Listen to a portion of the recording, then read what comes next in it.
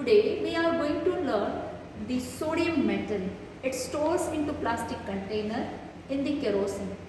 Kerosene not allowed to come in contact with atmospheric oxygen as well as water. Otherwise it will react with oxygen and start burning. You can see the little bubbles are formed on this sodium metal which come in contact with atmospheric oxygen and it starts reaction. So there is small bubbles which are coming on it. That's why we are storing the sodium metal into the kerosene. Now sodium is very soft in nature. We can cut this sodium metal with the help of knife. It is very soft because the very less intermolecular force of attraction is present in between them. We can cut it. Otherwise, other metals we are not able to cut by smalls, any sharp material. After cutting, you can observe the surface of sodium metal is very shiny because free electrons reflects the light, it appears into the shiny nature. Now we will take little amount of sodium metal into the test tube.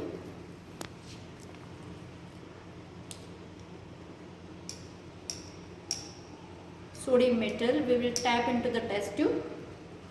We'll take amount of water, little amount of water.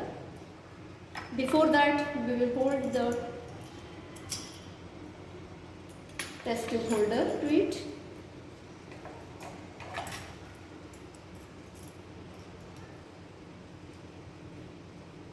And then we'll pour the water. Observe the reaction. It is jumping on the surface of water because it is highly reactive. Very readily release the electrons and sodium reacts with water. The hydrogen gas is released out from the water molecule. Hydrogen atoms comes out in the form of reaction. When you touch to the test tube, it is very hot because it is exothermic reaction. Into the test tube, sodium hydroxide solution is formed. It is alkaline in nature. Water soluble bases are called as alkali. Now we will verify the nature of sodium hydroxide which is formed into the test tube.